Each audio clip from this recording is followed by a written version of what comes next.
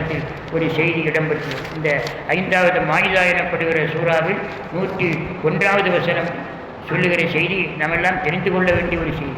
கேள்வி கேட்க வேண்டும், சந்தேகம் வந்தால் கேள்வி கேட்க வேண்டும், தெரிய வேண்டும் என்ற எண்ணத்தோடு கேட்க வேண்டும். ஆனால் யாரிடம் கேட்கணும், அவரை வசமாக மாட்ட வைத்து அவமானப்படுத்த வேண்டிய எண்ணத்தில் கேட்கணும். கேள்வி 2, அறிவினா அறியாவினா, தமிழில் தெரிவினா தெரியாது. நமக்கு ஏற்பட்ட சந்தேகத்தை நிவர்த்தி செய்ய வேண்டும் என்ற உயர்ந்த எண்ணத்தோடு கேள்வி கேட்க வேண்டும். ஆனால் இவரை வசமாக மாட்ட வைக்கணும் அப்படின்னு பொம்புக்காக வீம்புக்காக கேள்வி கேட்கக்கூடாது. அந்த காலத்தில் இப்படி ஒரு சம்பவம் நிகழ்ந்தது. என்ன சம்பவம் என்றால், ஒருவர் குதாஃபா என்பவருடைய மகன், அவர் பெருமானார் ஸல்லல்லாஹு அலைஹி வஸல்லம் ஒருமுறை சொன்னார்கள், வேதம் இறங்கிக் கொண்டிருக்க வகி வருகின்ற காலம், இப்போது நீங்கள் யார் என்ன கேள்வி கேட்டாலும் பதில் சொல்லி மிம்பரில் ஏறிவிட்டார். வீட்டிலிருந்து வெளியே வந்தார்கள், ஆவேசமாக வந்தார்கள். வந்துவிட்டு மிம்பரில் ஏறினாங்க. சுற்றி இருக்கிறார்கள் சஹாபாக்கள். ஸல்லல்லாஹு அலைஹி வஸல்லம் கேட்டாங்க, நீங்கள் யாருக்காவது தேவையான கேள்வினா உள்ள இருக்கும், கேள்வி இருந்தால் கேளுங்க. அதில் ஒருத்தர் என்ன கேட்டார் தெரியுமா, நீங்கள் என்ன கேட்டாலும் பண்ணுங்க, என்னுடைய வாப்பா யாருன்னு கேட்டார். இது தேவையா? வாப்பா யார் என்று ரசூலுல்லாஹ்ட்ட கேட்க வேண்டிய கேள்வியா? உடனே ஸல்லல்லாஹு ஹுதாஃபான அசந்தி, உண்மையில் அவருடைய வாப்பா ஹுதாஃபா. எவ்வளோ பெரிய ஆன்மீக ரகசியம். அதாவது ஆங்கிலத்தில் சொல்ல fertility is the maternity is the matter of fact, but fertility is the matter of suspicion. இது நம்ம அல்லாமா அப்துல் வஹாப் இப்னு ஒரு காலத்தில் பிறையினுடைய ஆசிரியர் நமது ஊரில் தான் பிறை பற்றிய ஆசிரியர் அப்துல் ஃபத்தாஹ், அவரோட நெருக்கமாக இருந்தவர் தான் அப்துல் வஹாப் இப்னு. அவர் மூலமாக நான் கேட்ட வார்த்தை, இந்த வரலாற்றை சொல்லும்போது சொன்னால், maternity is a matter of ஃபேக்ட்னா, தாய்மை என்பது உண்மையான செய்தி, but fertility is a matter of suspicion. தந்தைத்தன்மை என்பது ஒரு சஸ்பிஷன், ஊகம். ஏனென்றால் இன்ன நபர் இன்னாருக்க மகன் என்பதை உம்மா சொல்லித்தான் வாப்பாவன் மயத்தது. யாராவது வாப்பாட்ட ஆதாரம் கேட்க முடியுமா, உம்மாட்ட ஆதாரம் கேட்க முடியுமா? ஒரு அறிஞர் எழுதினார், எல்லாமே ஆதாரம் இருந்தால் தான் நம்புவேன், ஆதாரம் இல்லை என்றால் நம்ப மாட்டேன். எப்பொருள் யார் யார் வாய் கேட்கணும், அப்பொருள் மெய்ப்பொருள் காண்பது. யார் சொன்னாலும் நம்ப மாட்டேன், அது உண்மையை தெரிய வேண்டும், உண்மைக்கு ஆதாரம் காட்ட வேண்டும் அப்படின்னு பார்த்தா உம்மா சொல்கிறார், மகனே இதுதான் வாப்பா. உடனே எந்த மகனாவது உம்மாட்ட போய் நீங்கள் பிறந்த வாப்பான்னு என்ன ஆதாரம்னு கேட்க முடியுமா? எனவே யார் தந்தை யார் வாப்பா, அது உம்மாவுக்கு மட்டும்தான். நம்முடைய உம்மா சொன்னதை நம்பி இன்னவரிடம் உலகம் உள்ளவரிடம் மனித சமுதாயம் வாப்பாக நம்பும். ஆனால் அதே நேரத்தில் தாயை பொறுத்தவரை அந்த பிரச்சனை இல்லை.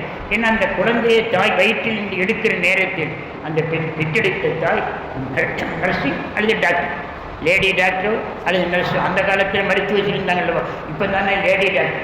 ஆக மருத்துவ பெண்கள், தாதி பெண்கள், அந்த குழந்தையை எடுத்தவர்கள் ஒரு சாட்சி, பெற்றெடுத்த தாய் ஒரு சாட்சி. அதனால அது உண்மையான விஷயம். தந்தை என்பது தாய்க்கு தெரிந்த ரகசியம். இப்போ ஸல்லல்லாஹு அலைஹி வஸல்லம் என்ன சொன்னாங்க, என்னுடைய வாப்பா யாருன்னு கேட்டோம்னா ஹுதாஃபான்னு சொன்னாங்க. அவருக்கு தூக்கி வாய், அத்தனை பேர் மீது அவமானப்பட்டார். அல்லாஹ் சொல்லுகிற அந்த வசனத்தை நாம் பார்த்தால் இது எவ்வளவு இருக்கிறது பாருங்க. யா அய்யுஹல்லதீன ஆமனூ, இந்த வசனம் அப்படியே தத்ரூபமாக ஒரு உண்மையை சொல்கிறது. இறை நம்பிக்கையாளர்களே, லா தஸ்அலூ அன் அஷ்யா, பல விஷயங்களை பற்றி நீங்கள் கேள்வி கேட்காதீங்க. ஏன் தெரியுமா? இன் துபுதலுக்கும், அந்த கேள்விக்கு விடை வெளிப்படுத்தப்பட்டால் தசுவுக்கும், உங்கள் மனசு சம்பளம். இந்த ஆள் வீம்புக்குத்தானே கேள்வி கேட்டார்.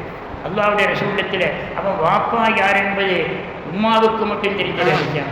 இவர் குதர்க்கமாக ரசூலுல்லாஹ்வை சிக்க வைக்க வேண்டும் என்று கேட்டவுடன் என்ன அதை பொய்மா பதில் வரவில்லைன்னா இவர் இறை தூதர் அல்ல என்று பிரச்சாரம் பண்ணும். அதனால தான் ஹுதாஃபான்னு சொன்னார். ஹுதாஃபா என்ற பெயர் அறியப்படவில்லை அவருடைய வாப்பா. அப்போ இதுக்கு ஒரு இதுதான் இந்த ஆயத்தில் அருளப்பட்டதுக்கான காரணம். அடுத்து அந்த வசனத்தை அல்லாஹ் எப்படி தொடர்கிறோம் பாருங்க. வெயின் தஸ்அலூ அன்ஹா ஹீன யுனஸ்ஸிலுல் குர்ஆன், குர்ஆன் அருளப்படுகிற நேரத்தில் உங்கள் கேள்வியை நீங்கள் கேட்டுவிட்டால் துபுதலுக்கும் உங்களுக்கு உண்மை வெளிப்படுத்தும். அஃபல்லாஹு அன்ஹா, கேட்டதை அல்லாஹ் மன்னித்து விட்டான், இனிமேல் கேட்காதீங்க. வல்லாஹு கஃபூருன் ஹலீம், அல்லாஹ் மிகப்பெரிய மன்னிப்பாளனும் பொறுமை உள்ளவருமாறி இனிமேல் கேட்காது. இதுபோல இன்னொரு சம்பவம். இந்த ஆயத்துக்கு 2 காரணங்கள். ஸல்லல்லாஹு அலைஹி வஸல்லம் ஹஜ்ஜி கடமை என்று வலியுறுத்தினார். அப்போ ஹஜ்ஜி கடமைன்னு சொல்லும்போது மூமின்களே, அல்லாஹ் ஆயத்தை இறக்கின அந்த ஆயத்தோட 2 நாளைக்கு பார்த்தா வலில்லாஹி அலன்னாஸ் ஹஜ்ஜுல் பைத், சக்தி உள்ளவர்கள் அல்லாஹ்வுக்காக ஹஜ்ஜி செய்வது கடமை ஆயத்தை ஓதி காட்டும். உடனே அந்த ஆயத்தை வைத்து மூமின்களே ஹஜ்ஜி கடமை என்று சொன்னவுடன், கடமைன்னு சொன்னால் ஒரு முறை விளங்கணும். அஃபீக்குல்லி ஆமின், ஒரு சாவி கேட்டார்கள் அஃபீக்குள்ளி ஆமன், வருஷா வருஷம் செய்யணும். அப்போ சரதாசன் என்ன சொல்லியிருப்பாங்க, நீங்கள் ஒவ்வொருவரும் ஆண்டுதோறும் ஹஜ்ஜி செய்ய வேண்டி சொல்லியிருக்கோம். இப்போ ஜக்காத்தை பற்றி விதர்ப்பமான தேவையில்லாத ஒரு கேள்வி எழுப்பப்படுகிற. ஜக்காத் என்பது ஆயுளுக்கு ஒரு முறை, ஆண்டுக்கு ஒரு முறை. நம்ம ஊரில் நம்ம பள்ளியிலே தமிழ்நாடு மாநில ஜமாத் உலமா சபை சென்ற வருஷம் ஜக்காத்துக்காக ஒரு பயிலளிக்கப்பட்டது. இங்கே தான் தமிழ்நாடு மாநில உலமாக்களே நம்ம பள்ளியிலே வந்தார். அந்த மாநில ஜமாத் உலமா ஒரு இடம் கேட்டது. அதிராம்பட்டினத்தில் ஜக்காத்து பயிலளிக்க நடத்த போதும்.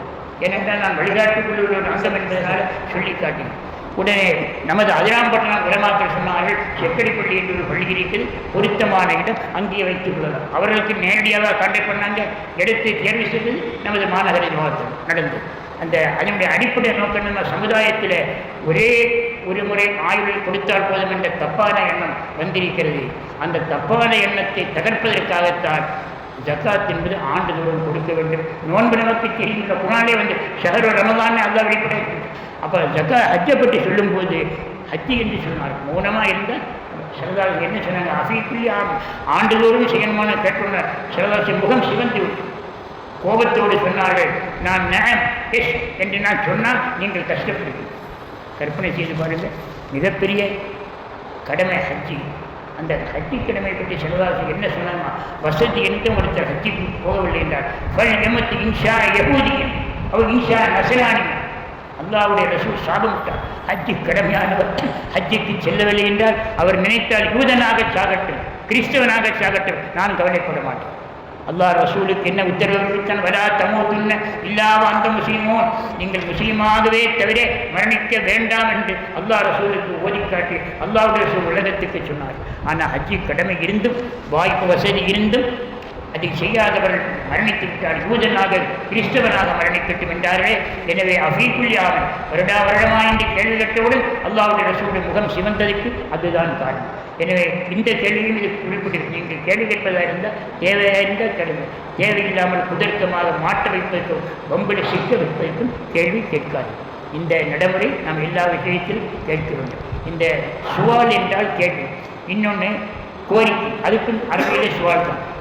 அந்த காலத்தில் யகூதிகள் என்ன கேட்டதுமா, அல்லாஹுவை நீங்கள் எனக்கு நேரடியாக காட்டி தந்தால அரினவாக ஜஹர், பகிரங்கமாக அல்லாஹ் மூசா அலிஸ்லாம் ஈசா அலிஸ்லாம் என்ன கிடைக்குமா, வானத்திலிருந்து சாப்பாடு இறங்க. அவன் என்ன செய்ய, அல்லாஹ்வை நேரடியாக காட்டணும். இவன் வானத்திலிருந்து சாப்பாடு இறக்க வேண்டும். மாயிதா, அதாவது கிறிஸ்தவ படங்களில் பார்க்கிறார், சுற்றிலும் அந்த சீடர்கள் உட்கார்ந்துருக்க மாதிரி ஈசா அலிஸ்லாமுடைய டைனிங் டேபிளை காட்டுவான். இந்த சூறாவுடைய பேரே மாயிதா.